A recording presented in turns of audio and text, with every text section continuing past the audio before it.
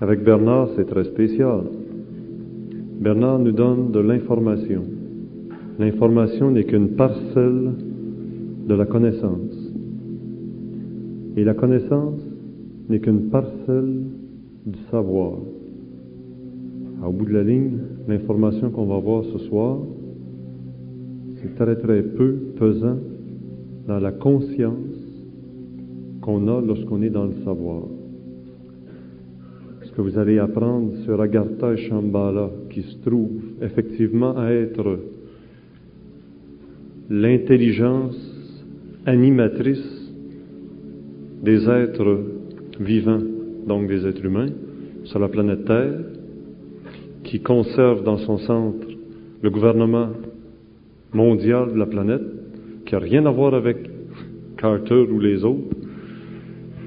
Depuis des siècles, ces êtres qui vivent en dehors du temps et de notre espace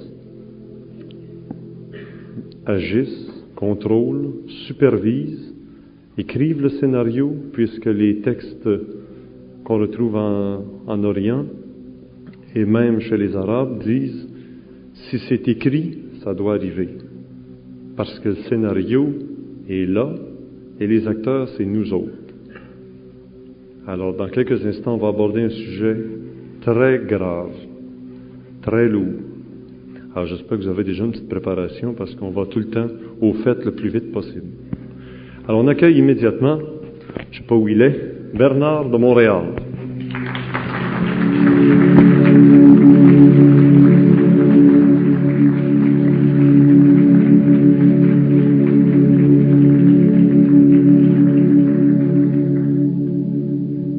Montréal nous a déjà parlé d'Agartha et Shambhala en nous disant toutes ces tatas, c'est pas important. C'est une façon, lorsque ce n'était pas encore le temps, d'aborder ce sujet qui est hautement délicat et très important. Alors ce soir, c'est le sujet de la conférence, Agartha ou Shambhala. Bernard de Montréal, on sait que dans les connaissances ésotériques, Agartha, Shambhala sont associés à des êtres super intelligents, supra-intelligents, qui vivent à l'intérieur des entrailles de la Terre, mais qui sont en relation étroite avec des intelligences cosmiques et qui semblent contrôler les agissements des êtres vivants sur la planète, aussi bien végétaux, animaux qu'humains. Alors Bernard de Montréal, qui est fusionné, qui est évidemment en relation avec l'intelligence cosmique. Vous devez à peu près savoir de quoi il s'agit lorsqu'on parle d'Agartha et de Shambhala. Bon, pour commencer, pour clarifier d'une façon nette ces deux domaines de l'intelligence, il faut donner à l'homme une perspective psychologique concernant la nature de la réalité. Si l'on prend le monde matériel dans lequel on vit et qu'on établit une base en fonction d'un pourcentage de 0 à 100%, la réalité remplit le 0 à 100%. Et le monde matériel que l'on considère réel équivaut à tout ce qui est en bas de 0. Pour l'homme qui vit de ses sens, qui vit de sa capacité de percevoir le solide par le biais de son corps astral, il est évident que la limite de la réalité se situe au seuil de cette perception. Mais lorsque l'homme entre dans une autre dimension de la réalité, ce qu'on appelle le réel, il s'aperçoit que le matériel est le niveau le plus bas de la vibration de la lumière dans le cosmos, et que plus le matériel est solide, plus la matière est parfaite. Et plus la matière est parfaite, plus l'homme est prisonnier de la matière. Et pour qu'il sorte de cette matière, il est obligé de se servir d'un autre principe. L'Agartha, Shambhala, ces deux centres d'intelligence que l'on connaît par le biais des anciens écrits, sont deux centres de gouvernement qui orientent, contrôlent et établissent les lois d'évolution et la planification de l'évolution des planètes. Tant que l'homme est prisonnier de la matière, qu'il est prisonnier de ses sens, et qu'il n'a pas les véhicules pour entrer dans les mondes parallèles, il ne peut pas comprendre l'étrange relation qui existe entre l'événement probable sur le plan matériel et l'événement conçu et dirigé à partir des plans immatériaux. Tant que l'homme est inconscient du réel et qu'il pense, il est obligé de se limiter par sa pensée à un système de coordination des événements qu'il conçoit comme étant le jeu des probabilités. L'homme il est piégé par le jeu de la probabilité. Mais lorsque l'homme entre dans les mondes parallèles, il s'aperçoit que les probabilités sont directement en relation avec le niveau d'intelligence qui dirige l'évolution d'une civilisation et qui donne à cette civilisation, selon son pouvoir évolutif, selon le pouvoir évolutif des individus qui s'incarnent, un certain nombre de probabilités pour atteindre les sommets de la conscience cosmique, c'est-à-dire de la science totale. L'Agartha est un centre d'intelligence extrêmement puissant qui s'occupe de deux aspects de l'évolution. L'Agartha s'occupe, premièrement, de donner à l'homme le matériel astral dont il a de besoin pour conquérir sa vitalité, pour aller au-delà de sa vitalité, afin de lui permettre de développer des sens qui puissent lui servir et qui puissent aussi l'aider à construire une civilisation matérielle. La fonction de l'Agartha, c'est de donner à l'homme une perception suffisamment haute du matériel pour qu'il puisse se motiver à construire dans le matériel. L'autre fonction de l'Agartha, c'est d'établir des relations vibratoires entre le corps astral de l'homme et les formes qui sont créées dans le mental réel de l'Agartha. Lorsque l'Agartha conçoit des formes, vient le temps au cours des siècles où la conception des formes dans l'Agartha mental coïncide avec l'intuition imaginative de l'humanité. Et c'est ce qui permet à l'humanité de recevoir par intuition certaines bribes d'informations qui constituent au cours des siècles le matériel dont a de besoin l'homme pour le développement de la science. Si nous regardons Shambhala, la fonction est différente. Là où l'Agartha s'occupe du plan astral de l'homme, là où l'Agartha fournit à l'homme l'énergie nécessaire pour qu'il construise une civilisation dominée vibratoirement par elle, Shambhala agit d'une façon totalement opposée. Shambhala est un lieu dans le temps qui permet à l'homme de coexister inconsciemment avec l'éternité de sa conscience.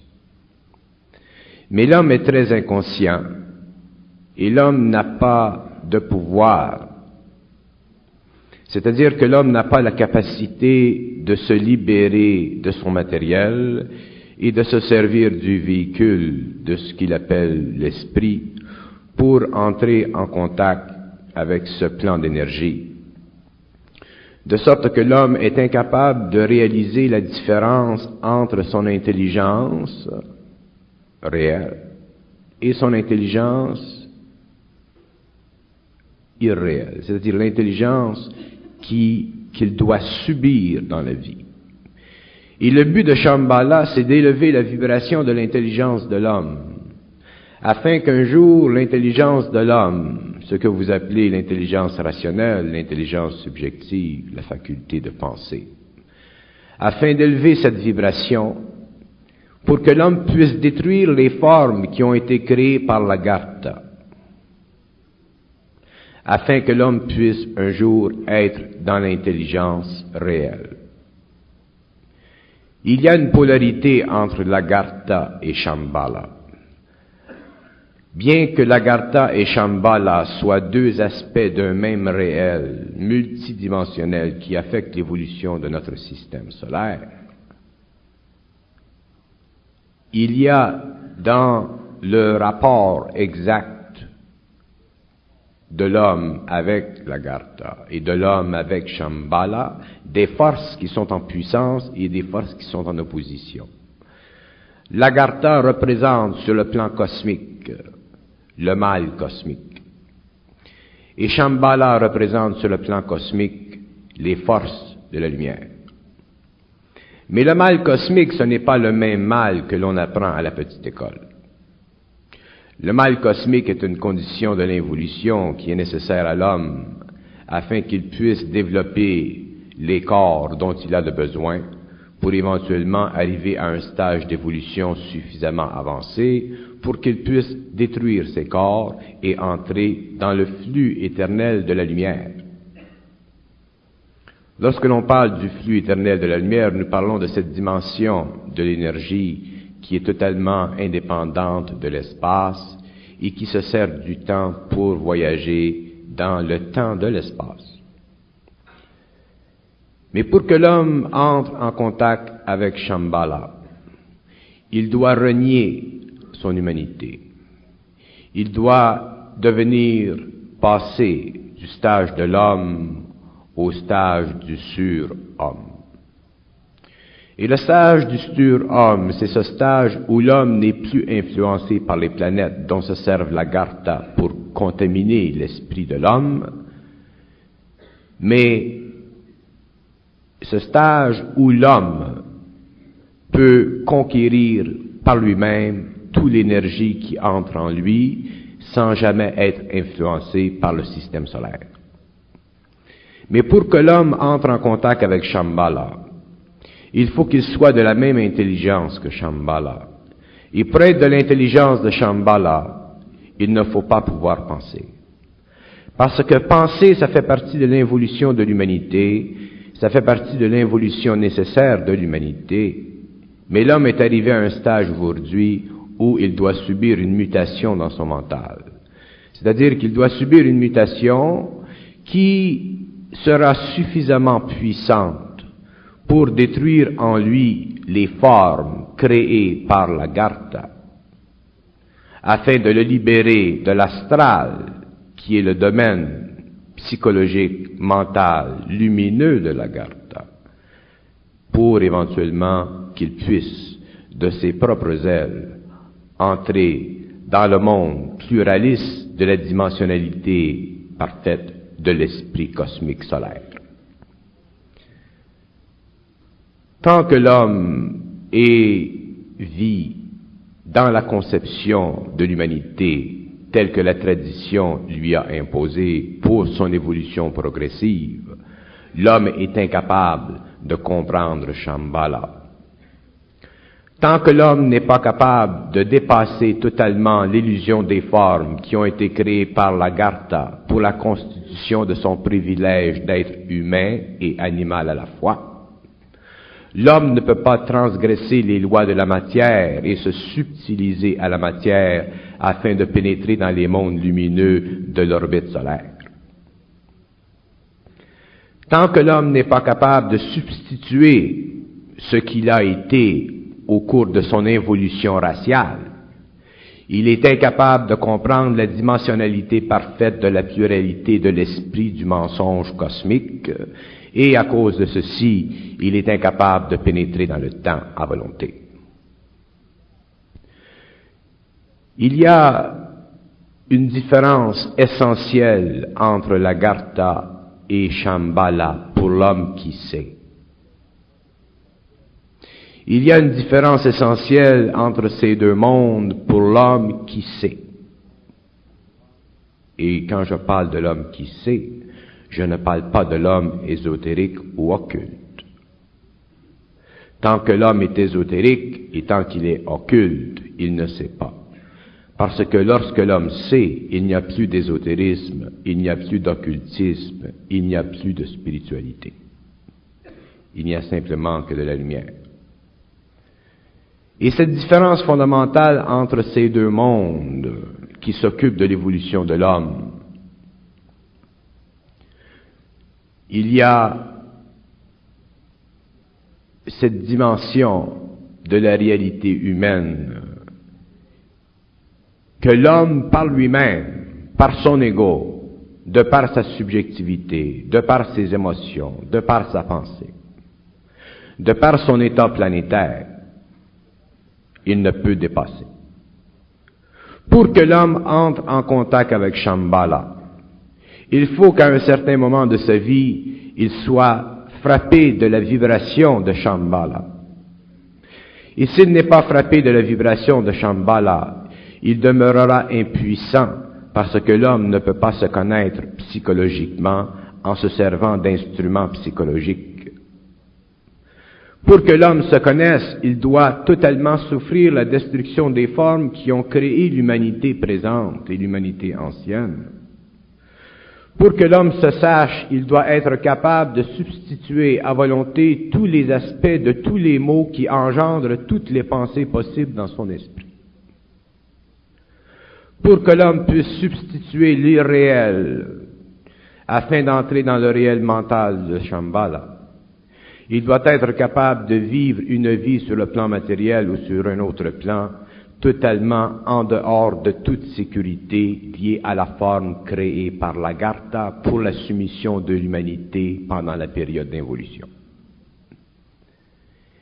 Et l'homme arrive à la fin d'un cycle où il y a une division dans l'humanité qui se fera de plus en plus grande.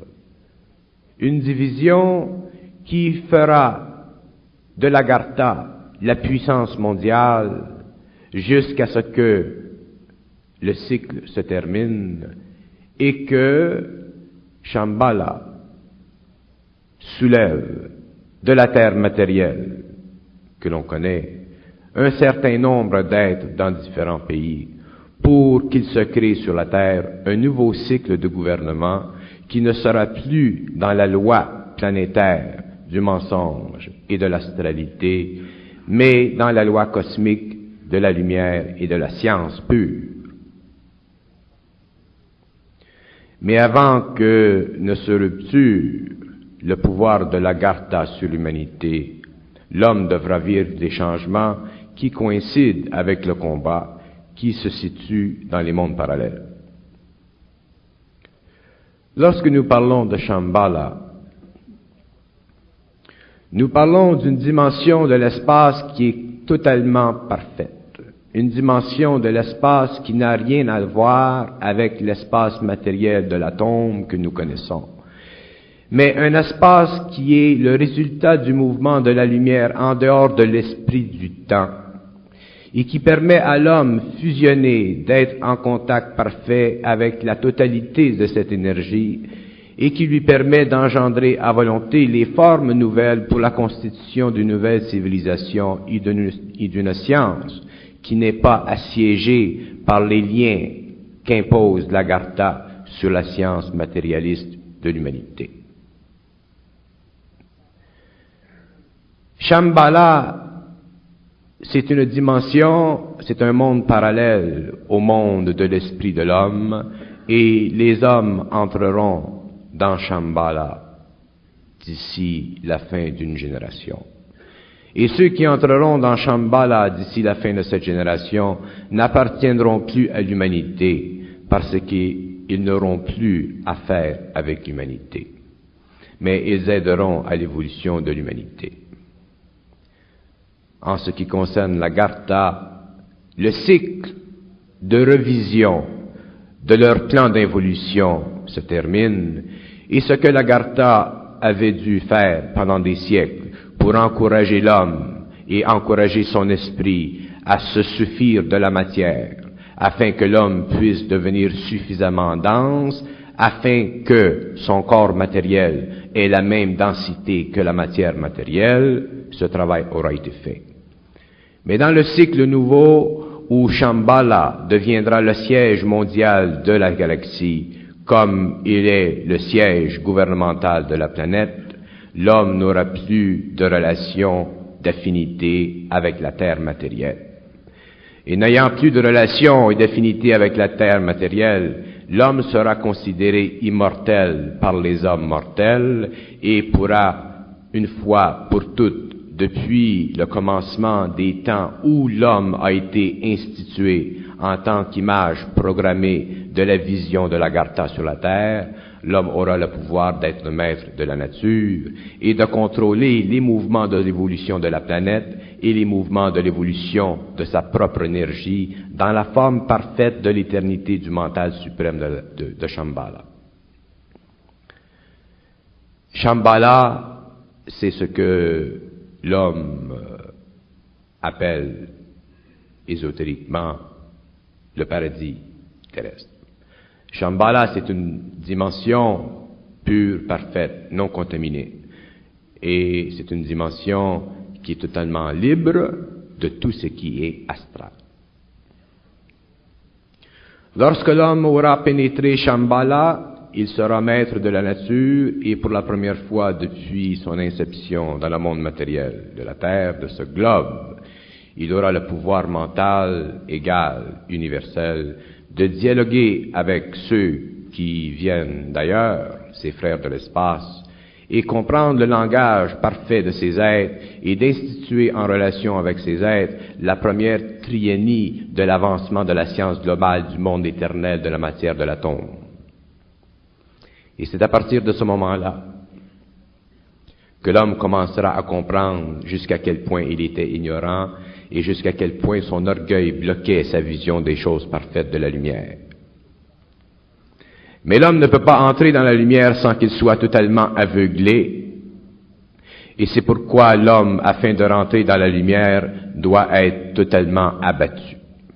Et quand je dis abattu, je veux dire que les formes qui le soutiennent psychologiquement, les formes qui alimentent son émotionnel et son mental intellectualisé, mécanique, rationnel, fondé sur la mémoire qui programme son émotion et ses idées, tous ces aspects de l'homme seront détruits par les vibrations de Shambhala. Et les vibrations de Shambhala coïncident parfaitement avec l'initiation solaire de la planète.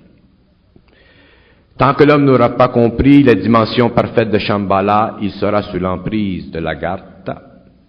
Et l'Agartha continuera son travail sur le plan matériel, comme elle le continue sur les plans invisibles, et l'humanité demeurera souffrante, pauvre et sans intelligence. Vous avez parlé du paradis terrestre.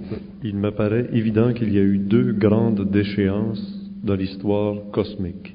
La déchéance d'Adam et Ève au paradis terrestre, Mais avant, une autre déchéance, d'êtres de lumière, qu'on appelait les anges, qui sont devenus les démons et qui ont été dominés par Saint Michel Archange, pour donner des noms. Les êtres qui font partie de l'occultisme, qui sont connus dans l'occultisme comme ayant vécu la déchéance, sont les êtres qui sont les suprêmes manipulateurs de l'énergie de l'Agartha.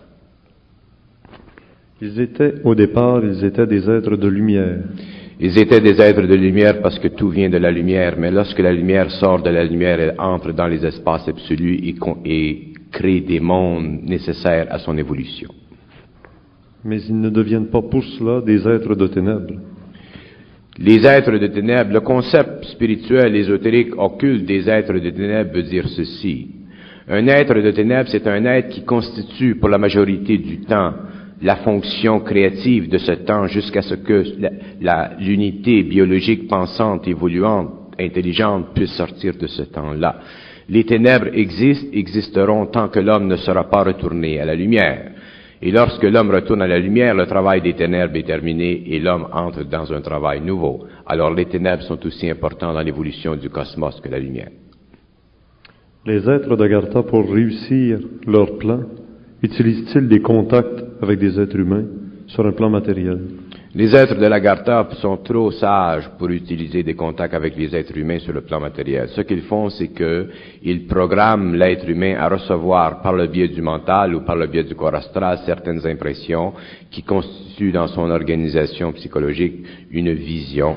Et c'est par la vision que les êtres de l'Agartha entrent en contact avec l'homme. Qu'on peut penser être des extraterrestres? Qu'on peut penser être n'importe quoi, parce qu'ils ont un pouvoir total sur la pensée de l'homme. Et je répète, qu'on pourrait prendre pour des soucoupes volantes et des extraterrestres? N'importe quoi. Il faut comprendre la nature de l'intelligence cosmique. L'intelligence cosmique est puissante. Et elle est grande. Et l'homme n'a qu'une sécurité contre l'intelligence cosmique. C'est la destruction en lui des formes qui font que cette intelligence cosmique-là puisse se servir d'eux et les manipuler.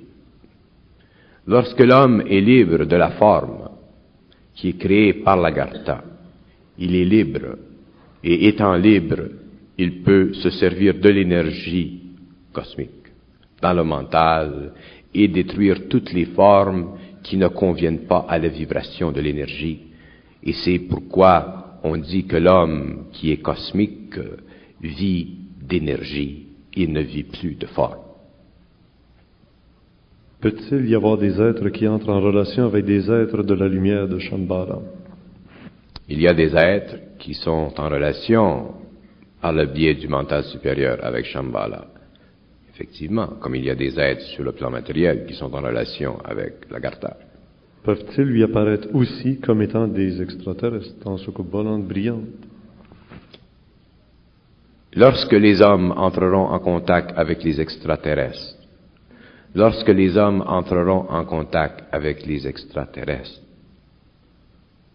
qui doivent travailler avec lui, ce sera la fin du cycle.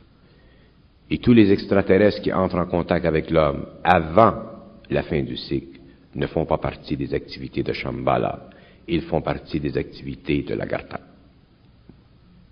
Il n'y a aucun extraterrestre sur la Terre aujourd'hui qui fait partie de l'humanité de demain. Ce sont des êtres qui sont liés par le réseau mental de la planète Pluton et qui se servent de Pluton comme résonateur afin de pénétrer dans notre système solaire. Et leur lien est avec l'Agartha. Et lorsque l'homme entrera en contact avec les extraterrestres, que cet homme soit n'importe où, dans sa maison, dans la forêt, sur un lac, isolé dans le monde, ces êtres-là viendront en contact avec lui parce qu'ils savent où il est. Mais si l'homme court et va vers les extraterrestres, il sera constamment déçu parce que ces êtres font partie de la loi du mensonge cosmique. J'ai parlé de deux déchéances, J'ai rappelé 2 déchéances, celle des anges, des bons anges qui sont devenus des mauvais anges, celle d'Adam et Ève qui a été chassés du paradis terrestre, parce qu'ils ont succombé à une tentation. Mais quelle est donc cette fameuse tentation? Adam et Ève a perdu contact. Adam a perdu contact avec Shambhala afin de pouvoir commencer l'évolution de son travail. Et lorsqu'il a perdu contact avec Shambhala, il a été mis en contact avec l'Agartha par le biais du corps astral. Si Adam était demeuré en contact avec Shambhala, il n'y aurait pas aujourd'hui de civilisation telle que nous la connaissons. Alors, Adam devait être, par le biais de son travail sur le plan matériel, devait être connu dans l'histoire de l'homme comme étant celui, le premier, qui a perdu contact avec la lumière. Et lorsqu'un homme perd contact avec la lumière, il perd contact avec l'intelligence. Parce que la lumière, c'est l'intelligence, c'est une énergie. Si tu perds contact avec la lumière, tu n'as plus d'intelligence. Alors, qu'est-ce que tu as? Tu as l'intellect. Il y a eu l'autre être humain qui a quand même surmonté la tentation au désert, au retour du désert, c'est le Christ. Et qui dit, lui, revenir dans une Jérusalem céleste. Et la Jérusalem céleste est Shambhala. Le Nazaréen fait partie de l'énergie triomphale du cosmos. Le Nazaréen, dans sa conscience cosmique, non pas dans sa personnalité humaine, fait partie de l'énergie triomphale du cosmos. Et l'énergie triomphale du cosmos, c'est cette énergie qui permet à une planète de se reconstituer en lumière. Et la planète Terre se reconstituera en lumière au niveau de Shambhala. Et c'est pourquoi, lorsque l'homme entrera dans Shambhala, il verra que toutes les dimensions de l'aspect christique y sont contenues. Mais nous devons réaliser avec calme et avec intelligence que tout ce qui est réel n'est pas convenable à l'intellect. Et c'est pourquoi que l'on essaie de s'infiltrer par le biais de la pensée dans des domaines qui n'appartiennent pas à l'homme, mais au surhomme. C'est normal, ça fait partie de l'évolution de l'homme. Mais il faut convenir à un certain moment que là où il y a un homme, il n'y a pas de Shambhala possible pour lui. De situer Agartha au centre de la Terre. L'Agartha se situe au centre de la Terre par rémification. L'Agartha a 7 centres d'énergie. La Lune, le centre de la Terre, Pluton et 4 autres planètes à l'extérieur du système solaire. L'Agartha se sert de Pluton pour emmagasiner l'énergie de la surveillance cosmique. Elle se sert de la Terre pour organiser la programmation astrale de l'homme. Elle se sert de la Lune pour faire rebondir son éther afin que l'homme puisse se sentir en sécurité émotive sur le plan terrestre. Les êtres d'Agartha sont-ils prisonniers du temps et de l'espace? Les êtres de l'Agartha sont prisonniers du temps. C'est leur grande souffrance. Et c'est pourquoi l'homme de demain, l'homme, le surhomme, ne sera pas prisonnier du temps. Parce que son ego sera totalement esprit. J'ai déjà dit dans une de mes conférences ou dans un symposium, je ne sais pas, que le monde des esprits, là où va l'homme après la mort, devra un jour être totalement libéré. Et lorsque les hommes ne mourront plus, ils n'iront plus dans le monde des esprits, et à partir de ce moment-là, il n'y aura plus pour l'Agartha de travail sur la terre. Est-ce à dire que c'est à la fois la loi du grand cosmique d'évoluer, c'est Dieu qui évolue continuellement? Le mot Dieu est un mot qui a été mis dans l'esprit de l'homme pour lui permettre d'avancer spirituellement vers l'abstrait, vers l'invisible, afin de lui donner un certain courage devant la vie matérielle difficile. L'homme découvrira un jour que ce qu'il appelle Dieu n'existe pas en tant que tel.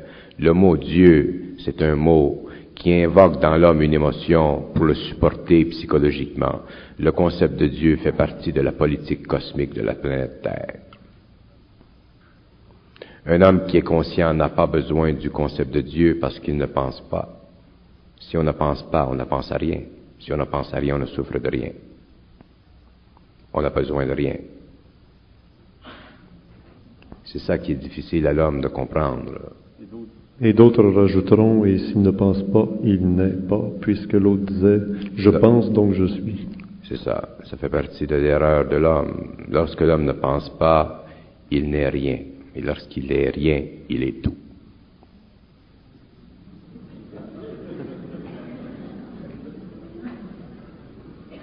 Alors j'entendais par Dieu tantôt la manifestation des alephes originels, qui fait qu'à la limite de cette manifestation des alephes, il doit y avoir inévitablement une action agarthienne, si on veut, genre agartha, pour que les choses descendent dans la matière. C'est le mouvement, c'est la raison d'être de l'Agartha. Si l'on parle, si l'on invoque le terme de Dieu pour l'homme, on peut dire que Dieu devient parfait au cours de l'évolution. Mais on ne peut pas engendrer en soi le concept humain de Dieu pour se donner émotivement ou psychologiquement une sécurité, parce que l'homme ne peut pas entrer dans la lumière avec un bagage de sécurité. Quand on entre dans la lumière, on doit être totalement dévêtu, totalement nu.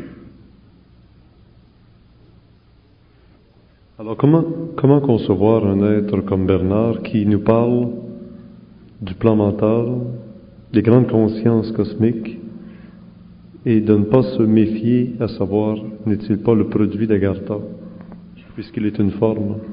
Oui, c'est une question intéressante.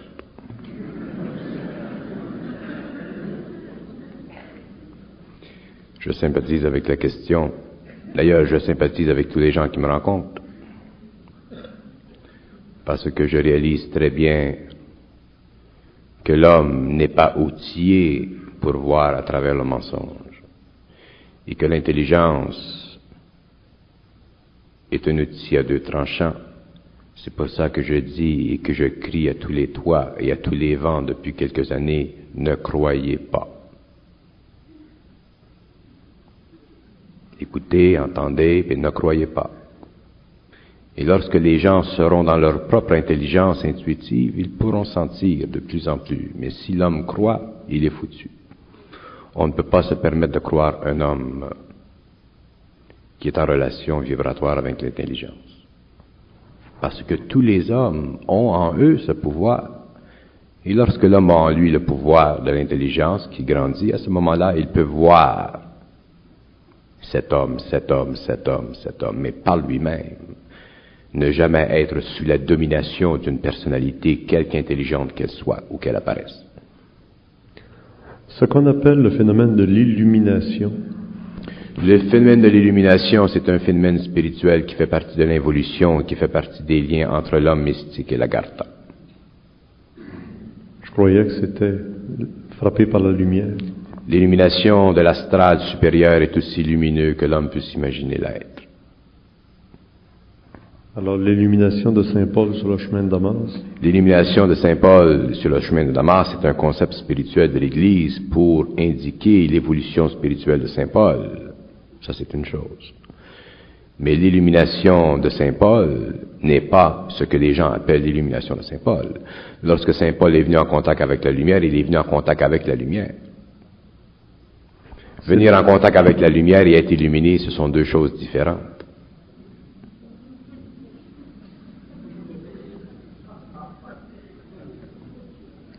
Et on ne peut pas blâmer les pères de l'Église pour ne pas comprendre l'expérience de Saint Paul. Mais l'illumination, c'est un phénomène spirituel mystique interne qui sert à l'évolution et qui permet à l'homme de représenter sur le plan matériel des aspects bénéfiques de l'évolution spirituelle de l'homme. Mais ce n'est pas de la spiritualité que vivra l'homme du 21e et du 22e siècle, du 23e siècle. C'est de la science. cosmique, de la science pure. La spiritualité, c'est une forme qui allège le fardeau de l'homme. Je n'ai rien contre l'illumination, mais il ne faut pas confondre l'illumination avec la conscience cosmique. L'illumination fait partie du monde astral, du reflet de l'astral dans la conscience de l'homme. La conscience cosmique, lorsqu'elle pénètre l'homme par vibration, détruit toute subjectivité dans l'homme, et l'homme n'est plus rien. Et lorsqu'il n'est rien, il comprend ce qu'il est. Les êtres de lumière, donc, sont associés à Shambhala. Les êtres qui, comme le Christ, éclatent en lumière, en résurrection lumineuse, ou Milarepa aux Indes, ou d'autres, en arriver à cette illumination totale qui fait que le corps physique devient lumière. C'est normal. C'est associé à Shambhala. Le Nazaréen, l'énergie de Shambhala, vous voulez que je parle de Shambhala? On est là pour ça. Il y a 13 catégories de conscience planétaire liées à Shambhala. La première catégorie de la conscience planétaire liée à Shambhala, c'est la conscience de l'atome. La deuxième, c'est l'inversion du pouvoir solaire sur l'atome et la programmation de l'atome en relation avec toutes les forces du système solaire, afin de permettre que l'atome soit sous le contrôle pensatif des exécuteurs de la hiérarchie de la Sol. Shambhala est le fameux testament parfait de toute la pensée cosmique dirigée vers le système solaire. Shambhala, c'est la composition atomique, mentale, à tous les niveaux de la lumière possible dans notre système solaire. Lorsqu'il n'y aura plus de Shambhala, il n'y aura plus de système solaire.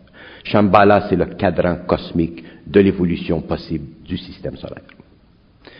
Shambhala est un trou dans le temps. Et le trou dans le temps de Shambhala, ou Shambhala qui est un trou dans le temps, permet à la lumière de passer sans vertu. Et lorsque la lumière passe sans vertu dans le trou du temps, elle peut organiser à sa façon, selon le lieu dont elle est disposée à conquérir, toutes les forces qui sont à sa disposition, c'est-à-dire à la fois les forces du mal et à la fois les forces purement matérialisées. Et elle est disposée à conquérir ce temps présent? C'est juste. Et c'est là que entre la conscience christique. Pour que la conscience christique entre dans le temps, il faut qu'il y ait un trou dans le temps. Et pour qu'il y ait un trou dans le temps, il faut qu'il y ait au moins un homme sur la terre qui soit totalement rien. S'il est totalement rien, il fait partie du trou dans le temps et permet que la lumière de l'intelligence puisse organiser mentalement les formes afin de disposer l'homme qui vient demain à contenir l'énergie de cette forme qui est détruite, afin que puisse un jour cet homme entrer en contact vibratoire avec la lumière christique. Et lorsque l'homme entrera en contact avec la lumière christique, il sera suffisamment avancé dans la conscience de la science de son énergie pour pouvoir vivre côte à côte dans le mental, avec des intelligences qui se voyagent et qui se déplacent dans le temps, ce qu'on appelle des vaisseaux de lumière, que les hommes appellent des extraterrestres. Mais ce ne sont pas des extraterrestres. Les extraterrestres ne font pas partie de Shambhala. Parce que les extraterrestres n'ont pas besoin de venir sur la Terre en forme matérielle pour entrer en contact avec l'homme. Les êtres qui font partie de la même quantité d'énergie, de la même vibration que Shambhala, ne se servent pas de véhicules matériels pour entrer en contact avec l'homme ou entrer en contact avec leurs frères dans l'espace cosmique. Ils se servent simplement d'un certain corps qu'ils possèdent. Mais lorsqu'ils se servent de ce corps-là, ils sont obligés de le protéger contre les atomes qui sont plus denses dans le cosmos, et alors ils forment une lumière autour de ce corps, et on appelle ça un vaisseau spatial. Lorsque le Christ entrera en contact avec l'humanité, il n'entrera pas en contact avec l'humanité sur le plan matériel. Il entrera à la conscience christique. Le Nazaréen n'est plus. Le Nazaréen n'est plus. Le Nazaréen est simplement une mémoire dans l'organisation mentale du plan cosmique de la planète pour l'évolution spirituelle et émotive de l'humanité. Mais la conscience qui régit les actions du Nazaréen sur la terre, comme elle régit les actions de tous les initiés sur la terre, cette conscience est une conscience qui est avenante et qui est possible de connaître par tous les hommes de la terre, pourvu qu'ils soient suffisamment avancés au niveau de l'âme, pour qu'un jour il y ait connexion entre l'âme et les êtres qui sont dans la lumière et qui lui servent d'intelligence. Et lorsque l'âme est suffisamment avancée pour faire fusion avec ces êtres, automatiquement les hommes sont en conscience christique. Ils sont dans cette énergie. Mais le concept christique que l'on connaît de par le biais de l'ésotérisme, de l'occultisme ou de la religion n'existe plus parce qu'à ce moment-là, on ne pense plus. Et lorsque l'homme ne pense plus, il ne peut plus catégoriser dans son mental l'événement de la pensée parce qu'il est obligé de vivre simplement de la vibration de l'intelligence.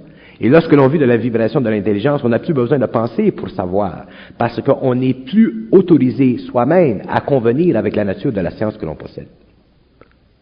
On est obligé, de par soi-même, de convenir simplement avec l'énergie, et le rôle de l'homme de demain, du surhomme, ce sera le pouvoir qu'il a d'embrasser, si vous voulez, la lumière, de pouvoir supporter le choc de la lumière dans son mental, dans son émotionnel, dans son vital et dans son physique. Et s'il est capable, il devient automatiquement immortel. Et ainsi de suite, les autres points. Oui, les autres attributs, là, on est rendu au 6e, au 7e. Il y en a. On peut parler. Ça changerait. C'est comme l'autre fois, il va nous en manquer. Je parle simplement de certains attributs pour faire comprendre la nature du réel. Pour faire comprendre jusqu'à quel point les hommes sont orgueilleux dans leur mental, jusqu'à quel point les hommes, par vertu de leur intelligence égoïque, égocentrique, ont l'intention de conserver ce qu'ils possèdent. Et lorsque l'homme entre dans la lumière, il ne peut plus conserver ce qu'il possède. On lui enlève tout. C'est pour ça qu'il est dans la lumière. Lorsqu'il est dans la lumière, il ne peut plus se tromper. Lorsqu'il est dans la lumière, il n'a plus besoin de se tromper. L'infaillibilité du pape. Non. Se tromper,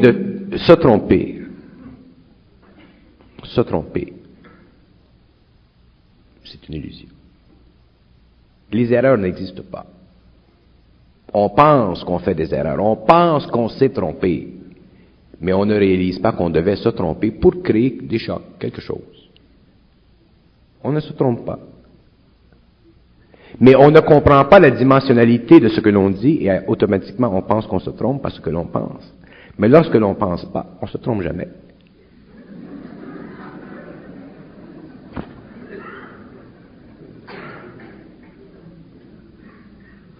Vous avez fait état publiquement il y a quelques semaines ou il y a quelques mois que quelque part dans la province il y aurait des ovnis et ainsi de suite. Et je vous avais déjà averti, j'avais déjà dit, il y a des gens qui peuvent voir, il y a des gens qui ne voient pas. Et sur une foule de 200 personnes, il peut y en avoir 1, 2, 3 qui voient, et tous les restes ne voient pas. Et il est évident que s'il y a 197 personnes qui ne voient pas, il est évident que la presse va dire, ou va prendre la part des 197 qui ne voient pas, et d'appeler les autres illuminés. Mais c'est pas le point que je veux faire. Mais je vous avais mis en garde. J'avais dit, vous parlez des extraterrestres, ils ne viendront pas. Ils ne viendront pas suffisamment en puissance vibratoire pour vous donner raison, parce que c'est contre les lois, pour le moment. Mais d'un autre côté, vous aviez raison, parce que la même date, à Vancouver, il y a eu des extraterrestres. Alors vous ne vous êtes pas trompé, mais vous avez fait l'erreur de penser que vous aviez raison.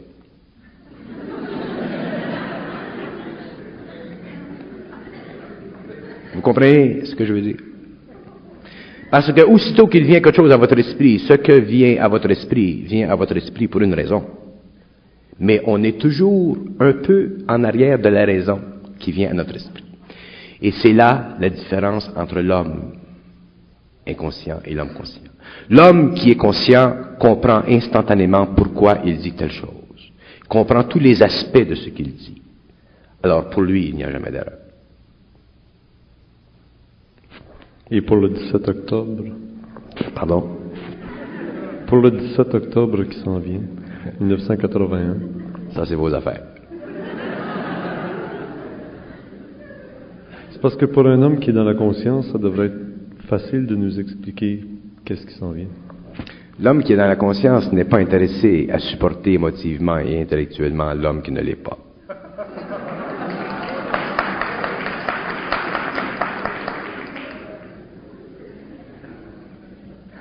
Pour la masse, c'est plus essentiel le visible, le palpable, le temporel, Mais c'est normal.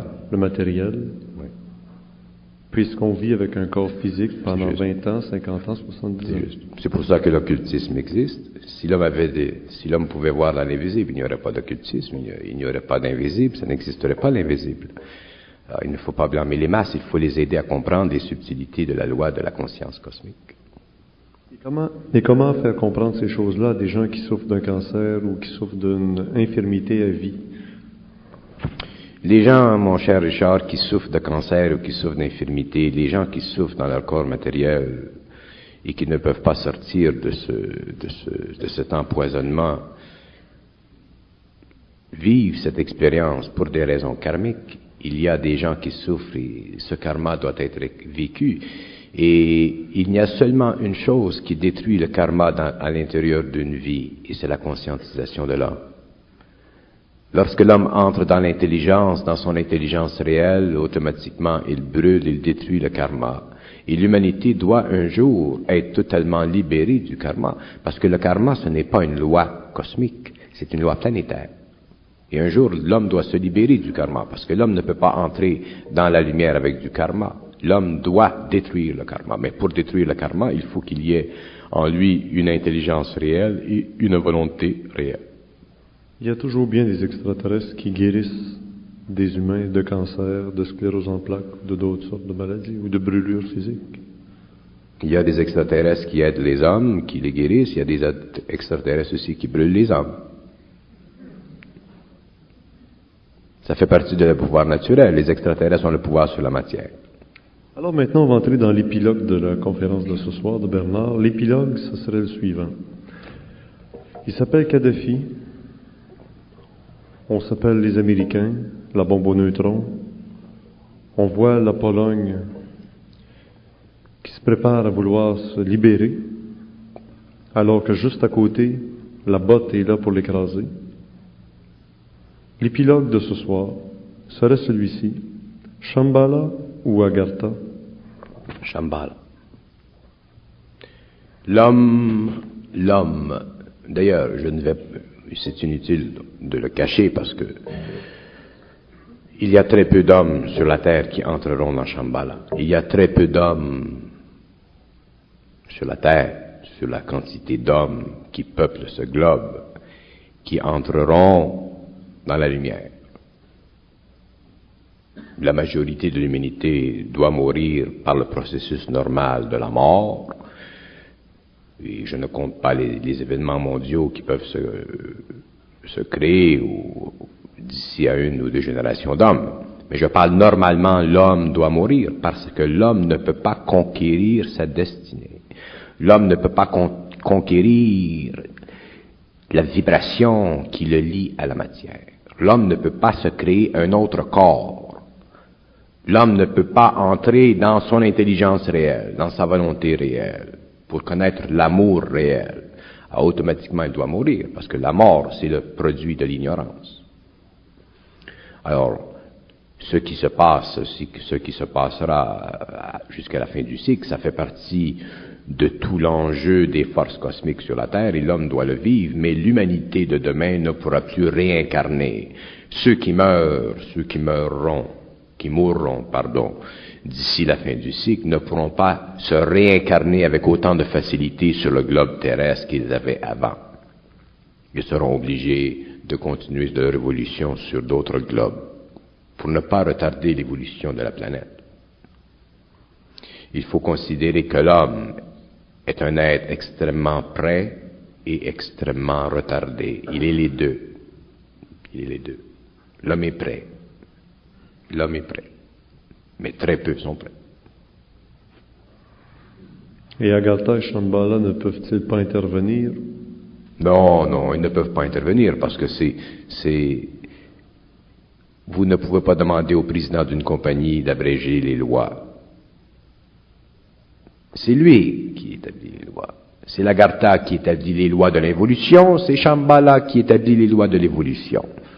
Et les lois sont fixes, elles sont parfaites, et elles demeurent. L'homme doit entrer dans le règne de la lumière ou mourir dans la mortalité profane de la planète.